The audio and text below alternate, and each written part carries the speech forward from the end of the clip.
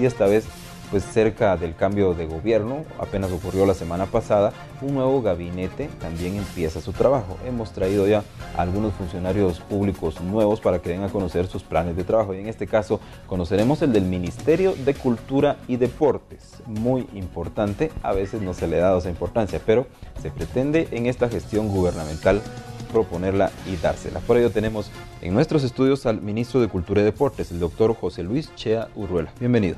Muchas gracias, muy amable. Buenas tardes. Aquí estamos a su disposición. Y tenemos media hora para que usted nos cuente sobre los proyectos. Me imagino con cierto grado de complejidad, porque le entrega el cargo una conocedora también del arte y la cultura. Tiene muchos proyectos. ¿Qué nos puede empezar a comentar? Bueno, en primer lugar, creo que la anterior ministra hizo un excelente trabajo de depuración inicial en todo el ministerio, en los renglones de 029, lo cual de por sí ya es un gran avance y nos facilita un poco el qué hacer con la nueva administración del presidente Morales y su servidor a cargo del ministerio. Por otra parte, estamos ahorita en el proceso de ver y hacer funcional el organigrama, que tal y como está en este momento es poco práctico, infuncional y se presta a mucha discrecionalidad. También estamos conversando con recursos humanos para hacer una evaluación física, una auditoría humana de todos los recursos, ver quiénes son, qué hacen, a qué se dedican, qué currículum tienen. Y estamos poniendo especial énfasis en la parte financiera. Cada viceministerio tiene una unidad financiera, más la del despacho. Son 4 financieros que no necesariamente trabajan en coordinación y vamos a poner obviamente mucho énfasis en eso, no solo porque es necesario, sino para que estas unidades financieras respondan al control de una eventual corrupción dentro del ministerio. Ya el presidente lo dijo, uno de los énfasis, fuera obviamente de los propios programas de gobierno, es combatir la corrupción en la administración pública y el Ministerio de Cultura no es la excepción. Ya que menciona el organigrama, ¿cómo está conformado? ¿Cuántas cabezas tiene el ministerio? Bueno, está obviamente el despacho a cargo de su servidor y tenemos 3 viceministros. Un viceministro de Deportes y Recreación, un viceministro de Patrimonio Cultural y Natural y un viceministro de Cultura. Es alrededor de esos 3 viceministerios que vamos a trabajar en los proyectos de corto y mediano plazo. Deportes y recreación es muy importante, está a cargo del doctor Eric Sosa y nuestro énfasis y nuestro interés es la recreación, desde el concepto de recreación como el uso del tiempo libre de los ciudadanos guatemaltecos para dedicarse a actividades recreativas, incluido el deporte. Este concepto se fue perdiendo a lo largo de las últimas administraciones y este ministerio terminó siendo, sobre todo en la administración anterior, la bodega de alcaldes y diputados para ir a traer pelotas y uniformes. Eso no va a continuar. Vamos a, obviamente, apoyar al deporte en la parte recreativa y estamos viendo cómo readecuamos el presupuesto que está destinado al 2006 para hacerle énfasis a este tipo de actividades. O sea que una de las prioridades es la recreación, darle el acento correcto a esa actividad. El Viceministerio de Patrimonio Cultural y Natural es tal vez el más complicado, está desfinanciado, pero es el segundo objetivo del ministerio a corto plazo y a mediano, es hacer de ese viceministerio un viceministerio que genere recursos, que sea sustentable, que la sustentabilidad basada en el correcto uso del patrimonio cultural prehispánico, esencialmente y colonial, nos sirva para generar recursos vía turismo que ayuden a la cultura y que ayuden al ministerio. Esto implica por recuperar el patrimonio nacional, pero no para nosotros, que ya lo tenemos, sino recuperarlo de las mafias que actualmente controlan parte de los parques arqueológicos, de las mafias que lucran y no reportan dinero en este sentido. Y el Viceministerio de Cultura, pues vamos a recuperar como corresponde una cultura que nos identifique, que nos dé un sentido de identidad, una cultura que nos haga orgullosos de sentirnos guatemalteco y que haga énfasis en todas las actividades culturales.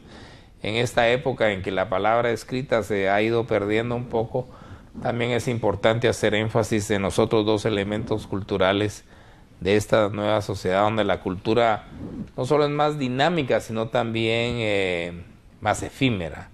Me refiero al sonido y me refiero a la imagen.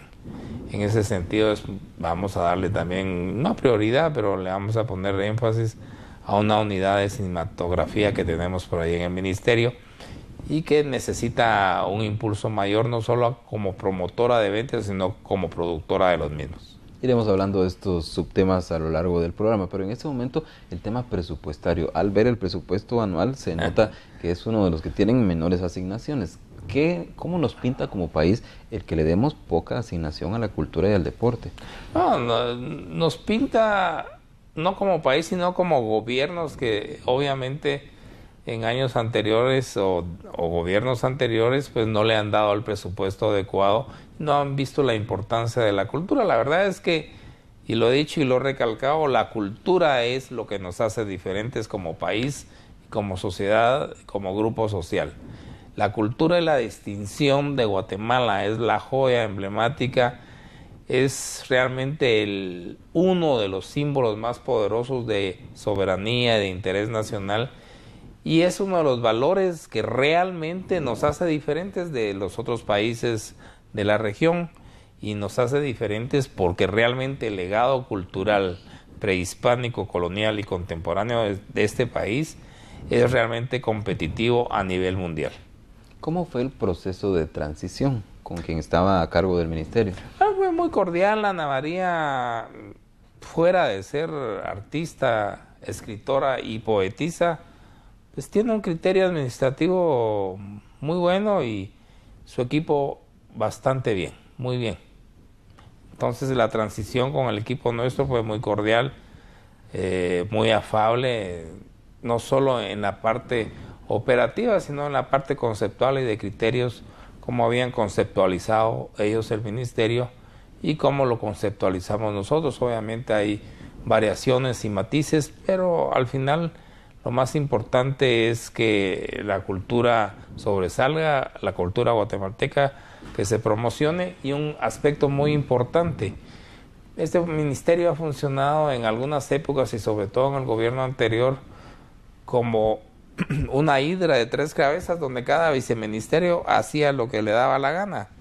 En este caso particular tenemos una buena relación y un buen consenso con los viceministros, y obviamente es un solo ministerio con 3 viceministerios, pero es uno solo. Cuando se refiere a que se le utilizaba para dar uniformes y pelotas, ¿qué nos quiere decir? ¿Cómo estaba siendo usado?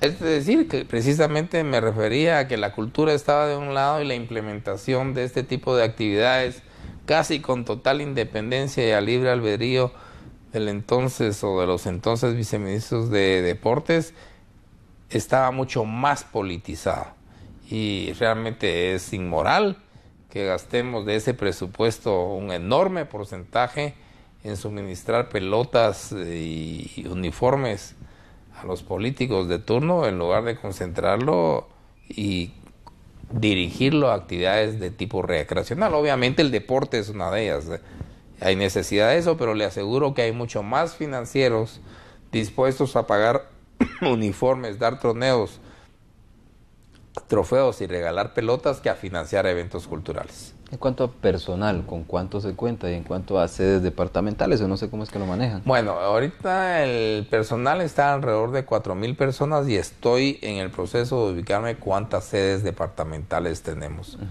Uno de los proyectos que tengo en mente es el padrinaje cultural, es decir, vamos a hacer un presupuesto en este momento, nos va a tardar tal vez un mes, de ver cuánto necesita cada departamento para mantenerse en constante movimiento cultural. Me refiero a poesía, oratorio, música para los niños, actividades culturales y recreativas, y conseguir padrinos, es decir, pueden ser la comunidad internacional, puede ser obviamente el sector privado, un grupo dentro del sector privado guatemalteco, o sector privado internacional. Obviamente la cultura desde tiempos inmemoriales ha funcionado como una actividad estatal, pero su eje central siempre ha sido desde los italianos para acá, los franceses, a cargo de grandes mecenas. Es obvio que la cultura requiere dinero.